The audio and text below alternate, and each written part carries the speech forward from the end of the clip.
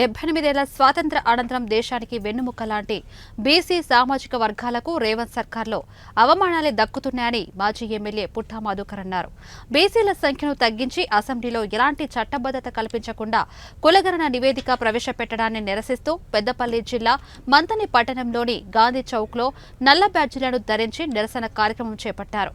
BC వర్గాలను అవమానిస్తూ అసెంబ్లీలో కులగణన రిపోర్టును ప్రవేశపెట్టిన రోజును చీకటి రోజుగా గుర్తించాలని ఆయన స్పష్టం చేశారు. తెలంగాణ న్యాయం జరగాలి బీసీ సామాజిక వర్గాలకు,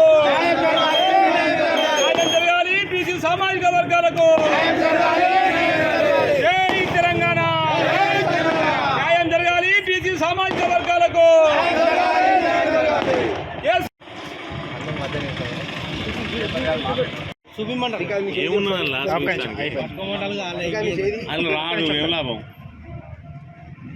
మారదాన్నంటే అయిపోతుంది.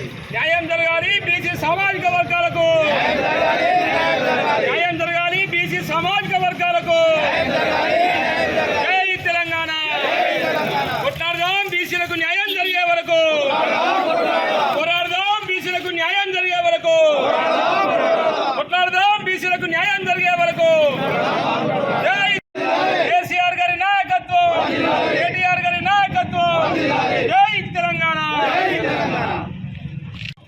బీసీ సంఖ్యను తక్కువ చేసి చూపించడము, ఎస్సీలను తక్కువ చేసి చూపించడము, ఓసీలను పెంచి చూపించడం అంటే వాళ్ళకు ఈడబ్ల్యూఎస్ ఏదైతే కేంద్ర ప్రభుత్వం కల్పించిందో ఆ ఈడబ్ల్యూఎస్లో వాళ్లకు సమాన హక్కులు రావడానికి, వాళ్ళ రిజర్వేషన్లు వాళ్ళు జాగ్రత్తగా ఉండడానికి ఈ దేశంలో ఎక్కువగా పిల్లలకు అనేది ఎస్సీ బీసీలు ఉంటారు.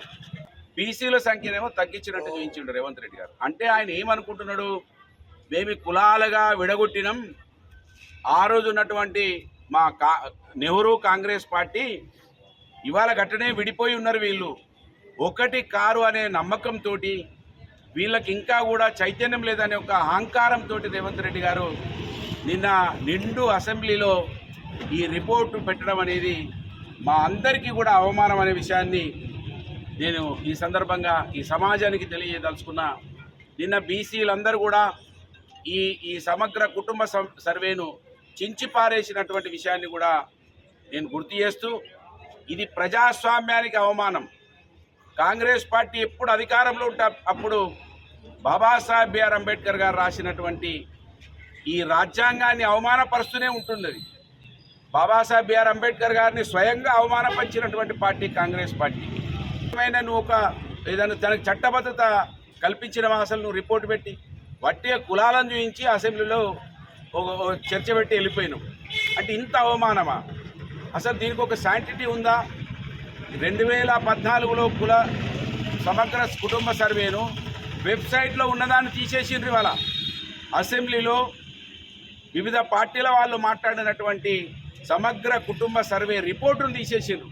అంటే ఈ దొంగ రిపోర్టు పడ్డదని అసలు రిపోర్టును తీసేసినటువంటి వాళ్ళ రేవంత్ రెడ్డి గారి కాంగ్రెస్ పార్టీ.